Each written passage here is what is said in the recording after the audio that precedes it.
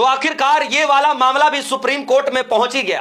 कुल मिलाकर के मोदी सरकार के लिए एक और मुसीबत खड़ी होने जा रही है। दरअसल दोस्तों, अब तक सिर्फ सुर्खियों में, चर्चाओं में सुनने को मिल रहा था कि क्या कोई एक भी वकील ऐसा नहीं बचा जो सरकार की इस नीति के खिलाफ सुप्रीम कोर्ट में चैलेंज करते।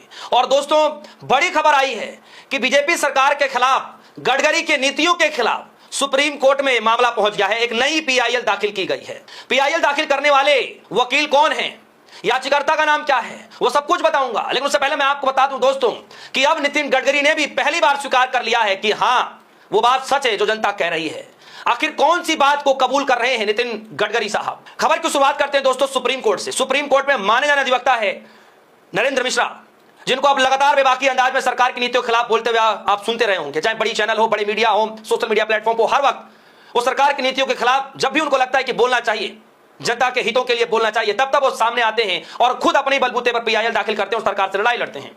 चाहे ईवीएम का मसला हो, चुनाव में गड़बड़ी का मसला हो, एसआईआर का मसला हो, हर मसले पर नरेंद्र मिश्रा लगातार लड़ाई लड़ते हैं।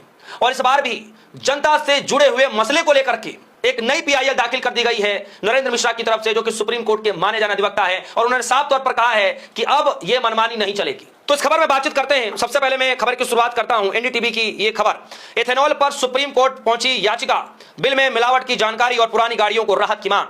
खबर आई है एथेनॉल विवाद अब सुप्रीम कोर्ट पहुंच गया है। देश भर में इसको लेकर आलोचना हो रही है। वही केंद्र सरकार और कार कंपनियों ने इसके पक्ष में दलीलें दे रही हैं। अब पेट्रोल में 20% इथेनॉल यानी E20 मिलाने की पॉलिसी को चुनौती देते हुए सुप्रीम कोर्ट में एक जनहित याचिका पीआईएल दायर की गई है।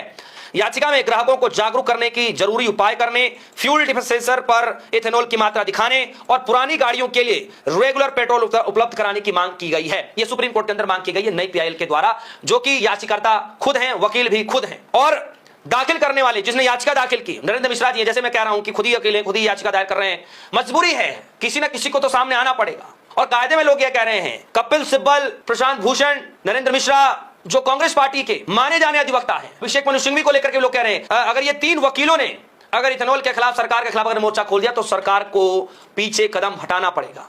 तो जस्ट ये शुरुआत है दोस्तों, जो नरेंद्र मिश्रा ने शुरुआत की है इथेनॉल वाले मामले को लेकर के। लिखा है यह पीआईएल वकील नरेंद्र मिश्रा ने दायर की है, जिसमें कहा गया है कि हर पेट्रोल पंप को डिस्पेंसिंग नोजल और फ्यूल की रसीद दोनों पर पेट्रोल को मिलाया गया इथेनॉल की प्रतिशत साफ साफ बतानी चाहिए। याचिकाकर्ता के अनुसार ग्राहकों की ठीक से जानकारी दिए बिना इथेनॉल मिला हुआ पेट्रोल, खासकर E20 फ्यूल बेचना ग्राहकों के अधिकारों का उल्लंघन है, क्योंकि कई गाड़ियां पुरानी हैं, ऐसे में फ्यूल के साथ ठीक से काम नहीं करती। याचिका ने उन गाड़ियों के लिए ग्राहकों को रेगुलर पेट्रोल खरीदने का विकल्प देने की मांग भी की गई है, जिस पर ज्यादा इथेनॉल वाले मिश्रण का बुरा असर पड़ सकता है। लेकिन दोस्तों, केंद्र सरकार अलग ही तर्क दे रही है। लेकिन दोस्तों, यह मामला सुप्रीम कोर्ट में गया और उसके बाद खबर आई TV9 भारतवर्ष की। खबर